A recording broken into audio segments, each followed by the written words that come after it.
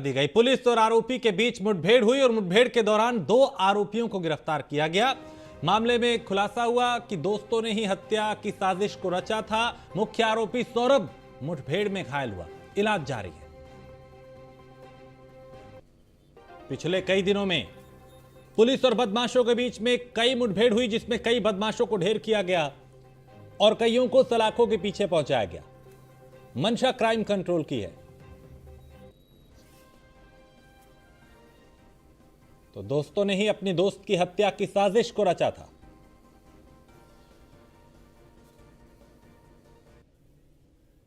थाना हस्तिनापुर क्षेत्र अंतर्गत उज्जवल नामक एक व्यक्ति की कल गोली मारकर हत्या किए जाने का प्रकरण प्रकाश में आया था।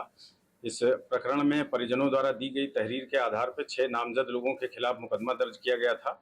आज इस घटना का सही अनावरण करते हुए पुलिस द्वारा इसमें शामिल 2 अभियुक्तों का नाम प्रकाश में लाते हुए उन्हें गिरफ्तार किया गया। सौरभ और जोगेंद्र जो मृतक उज्जवल से पूर्व से परिचित हैं और उनके दोस्त हैं।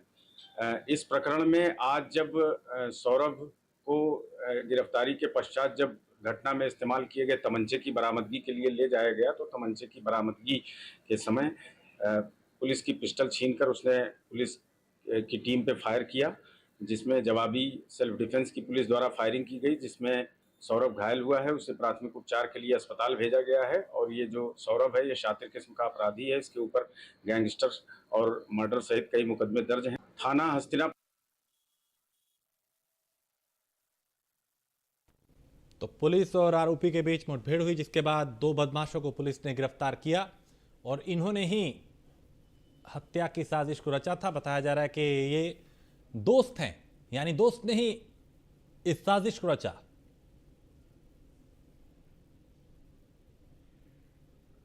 और अतुल इस पे ज्यादा जानकारी देंगे। अतुल, इस हत्याकांड में दोस्त ही हत्यारे निकले जिन्हें गिरफ्तार किया गया?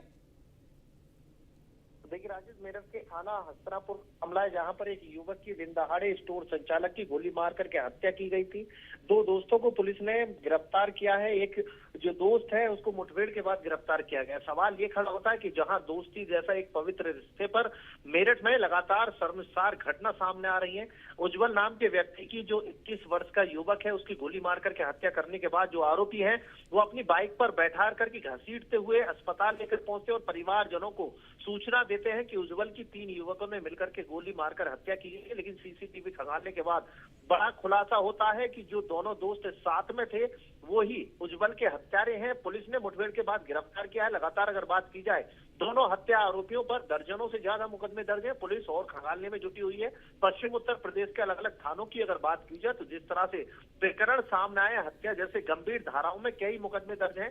सौरभ गुजर नाम का जो युवक है वो आपराधिक है, कहीं ना कहीं अपराध में शामिल है, उससे दोस्ती थी और उसी को लेकर के जो मासूम उज्जवल है उसकी गोली मार करके हत्या की जाती है। हत्या करने के बाद पुलिस लगातार छानबीन करती है। मौके पर फॉरेंसिक टीम पहुंच करके जांच पड़ताल में जुटती है। पता चलता है कि दोनों दोस्त मिलकर के मौत के घाट उतारने के बाद जिस तरह से हत्या की साजिश रची जाती है, उस साजिश पर कामयाबी पाने के बाद अस्पताल में भर्ती करने के बाद परिवार को सूचना देकर के मौके से भागने की फिराक में थे। लेकिन पुलिस ने मौके से दोनों आरोपियों को गिरफ्तार किया है। एक को मुठभेड़ के बाद गिरफ्तार किया गया है। साथ ही दूसरे जोगिंदर की अगर बात की जाए तो उसको पूछताछ में हिरासत में लेने के बाद पुलिस ने कोर्ट में पेश किया है।